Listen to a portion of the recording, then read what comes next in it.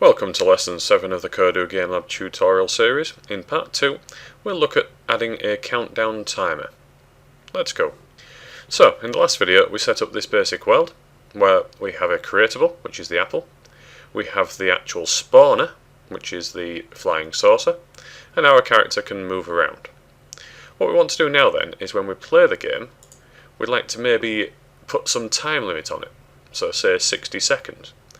In order to do this, we will need another object on the world which will deal with a timer.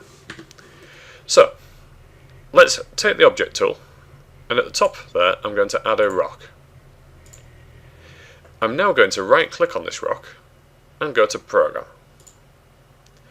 Now in the first instance, what I want to do is I want to create the visual display so that we can see how long the actual timer is counting down for.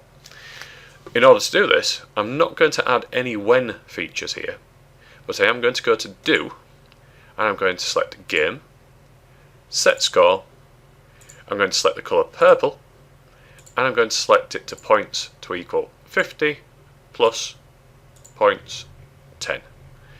So that gives us our 60 points. This will display at the top of the screen and will act as our countdown. Now, the problem we've got here is if we keep coding on this page, it will continue to set the score to 60, which will mean the countdown timer will never ever end.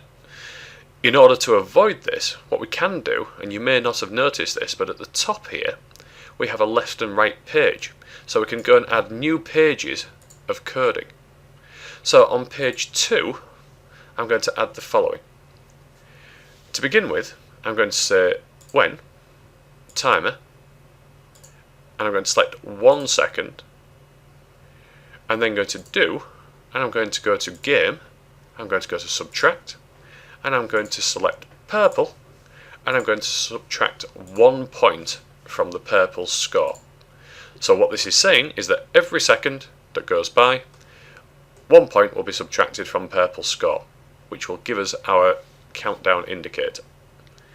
Finally, we need to make sure that when we get to 0 points, we actually win the game or lose the game or go to the next level.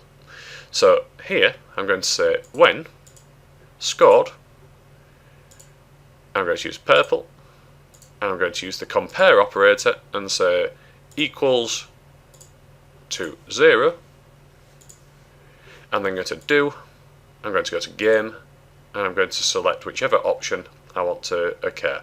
So I can reset the level if I want, I can win the level, end the level, or go to the next level. In this instance, we'll just select End. Now, we need to give this a try. But before we do, we've got one more thing to program. If I go back to here, we've never told this code to go to the second page of coding and run that. So what I need to do here, again, I'm not adding any when, I'm just going to say Do, and I'm going to go to Switch, and I'm going to select then page 2. So this page sets the score immediately as the game starts and switches immediately to page 2 after it's set the score. And then at that point in time it will go through the timer, counting down each second and removing a point from our total, and then when we score 0 points on this total, the game should end. Let's give this a try and see if it works. So you can see that it's set 60 at the top, and at the very top corner there you can see the countdown is being removed. Please join me in the next video where we shall create a small game called Apple Drop. See you soon.